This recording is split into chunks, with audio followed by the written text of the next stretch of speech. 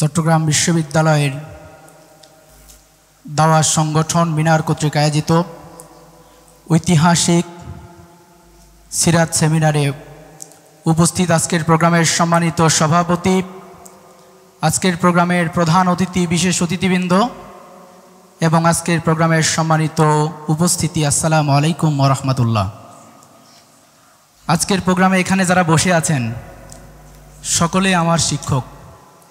আমার সামনে, আমার পাশে, আমার শিক্ষকদের সামনে বক্তব্য দেওয়ার মতো যোগ্যতা আমি এখনো অর্জন করতে পারিনি। আমি আমার সবটুকু আবেগ দিয়ে, সবটুকু ভালোবাসা দিয়ে আমাদের প্রিয় নবী হজরত মুহাম্মদ সাল্লাল্লাহু আলাইহি সাল্লামের প্রতি দরুদ পেশ করছি। আমি দু একটি কথা বলেই আমি আমার কথা শেষ করতে চাই। আল্লাহ রাব্বুল আলামিন পবিত্র কুরআনুল কারীমের মধ্যে সূরা আহজাবের 46 নম্বর আয়াতের মধ্যে বলেছেন, আল্লাহ রাসূলকে সম্বোধন করেছেন সিরাজাম মুনির, প্রজ্বলিত আলোক শিখা। এটি এমন একটি আলোক শিখা যে আলোক শিখা সেই আয়ামে জাহিলিয়াতকে পুড়িয়ে ছারখার করে দিয়েছিল। আল্লাহ রাব্বুল আলামিন এটাকে কোনো আলো বলেননি, এটা কোনো সাধারণ জ্যোতি নয়, এটা এমন কোনো আলো নয় যে আলো দ্বারা মানুষ শুধু রাস্তা দেখবে, বরং এমন প্রজ্বলিত শিখা যেই শিখাকে যদি নিভিয়ে দিতে কেউ চায় সেই শিখা বারবার দাও দাও করে জ্বলে উঠবে।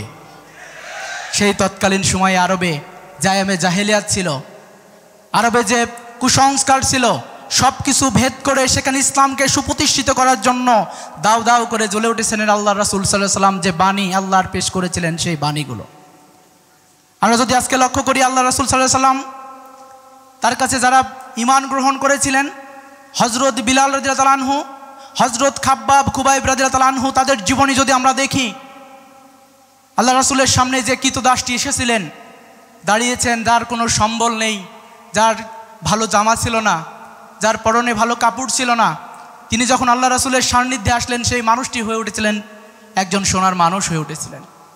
সেই মানুষটি কেবলমাত্র তখন কৃতদাস থেকে আল্লাহ রাসূলের এই যে ইসলাম, সেই ইসলাম গ্রহণ করার মাধ্যমে কেবল মদিনায় ছিলেন না, ওই মানুষগুলো সিরিয়ার প্রেসিডেন্ট হয়েছিলেন, ওই মানুষগুলো বসরার গভর্নর হয়েছিলেন, ওই মানুষগুলো সারা পৃথিবীতে নেতৃত্ব দিয়েছিলেন কেবলমাত্র কিছুদিন ব্যবধানেই।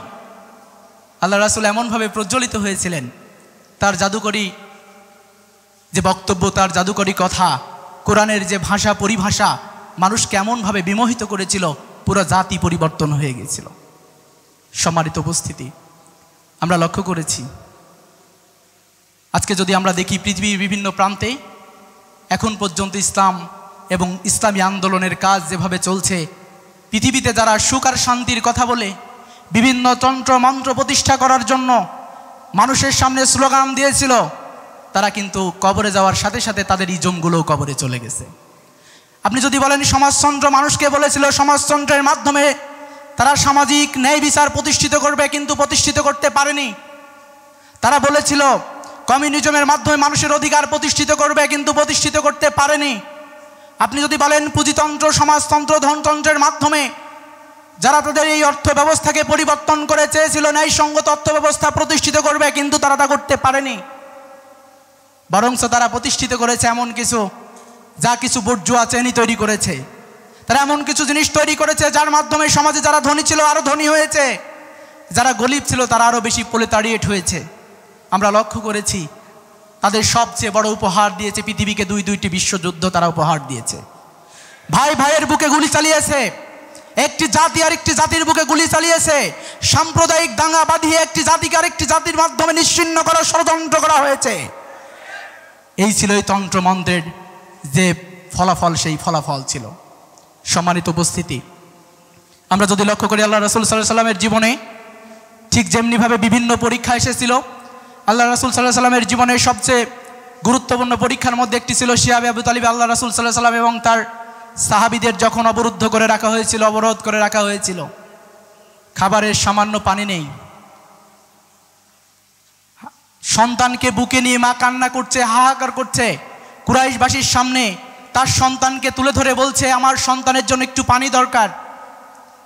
সামান্য পানির প্রয়োজন মেটাতে পারেনি মার সন্তান, সেখানেই ইন্তেকাল করেছেন।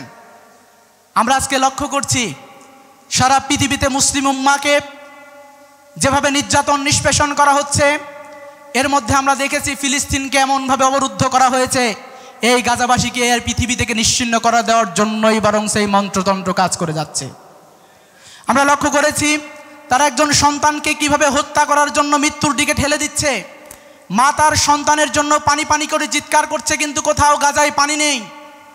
বাবা তার সন্তানের জন্য এক মুঠো খাবারের জন্য ছুটে বেড়াচ্ছে, কিন্তু কোথাও এক মুঠো খাবার খুঁজে পাওয়া যাচ্ছে না। সম্মানিত উপস্থিতি, এই পৃথিবী আমাদেরকে ইসলাম থেকে দূরে নিয়ে যে তন্ত্রমন্ত্র প্রতিষ্ঠিত করার চেষ্টা করেছে, এর মাধ্যমে বরঞ্চ বিভিন্ন সম্প্রদায়, বিভিন্ন জাতিগোষ্ঠী, বিভিন্ন ধর্মের মানুষের নির্যাতন এবং নিষ্পেষণের যে শিকার হয়েছে তাই আমরা লক্ষ্য করেছি।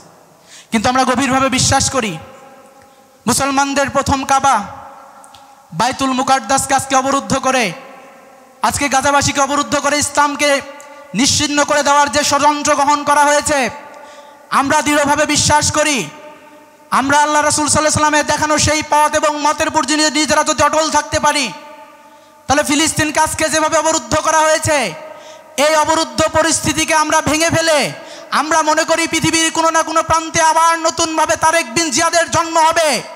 আমরা বিশ্বাস করি পৃথিবীর কোনো না কোনো প্রান্তে আবার সেই স্পেন বিজয়ী বিভিন্ন বীর সেনানীদের জন্ম হবে।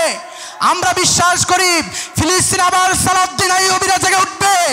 আমরা বিশ্বাস করি নয়া পৃথিবী গড়ার জন্য মুসলিম যুবকরা আবার জেগে উঠবে ইনশাআল্লাহ।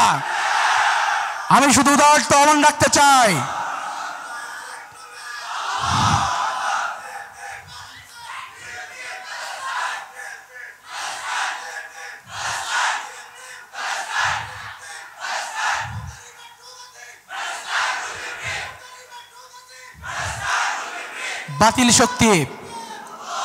বাতিল শক্তি যেখানে দেখছে ইসলামকে শেষ করে দিবে, কিন্তু আমরা আমাদের ইমানের জোরে আমরা মনে করি আমাদের নাকে যে ঘ্রাণ আসছে তা হচ্ছে ইসলাম বিজয়ের ঘ্রাণ। আবার বাইতুল মুকাদ্দাস থেকে আল্লাহু আকবার চলে উঠবে, আবার মুসলমান যুবকরা একত্রিত হবে, আবার পৃথিবীর বুকে ইসলাম মাথা দাঁড় করাবে এবং সারা পৃথিবীর নেতৃত্ব দিবে, ন্যায় এবং ইনসাফ কায়েম করবে ইনশাআল্লাহ। সম্মানিত উপস্থিতি, সবাইকে উদারতা আহ্বান রাখতে চাই, আমরা যে ধর্মেরই হই, আমরা ইসলামকে যদি পড়ি, আমার মনে হয় ইসলামের যে সুমহান বাণী, এই বাণী আমাকে বিমোহিত করতে বাধ্য। আমরা যদি মুসলমান হই, আমাদের সবচেয়ে বড় দায়িত্ব হলো আল্লাহর রাসূল সাল্লাল্লাহু আলাইহি ওয়াসাল্লাম যে জীবনযাপন করেছেন, সেই জীবনযাপন যেন আমাদের জীবনে আমরা সুন্দরভাবে গ্রহণ করে আমরা নিজেরা জীবনযাপন করতে পারি। আমরা যে কথাগুলো বলেছি, আল্লাহ রাব্বুল আলামিন আমাকে এবং আমাদের সকলকে ব্যক্তিগত জীবনে বাস্তবায়ন করার তৌফিক দান করুন। আসসালামু আলাইকুম ওয়া রাহমাতুল্লাহ।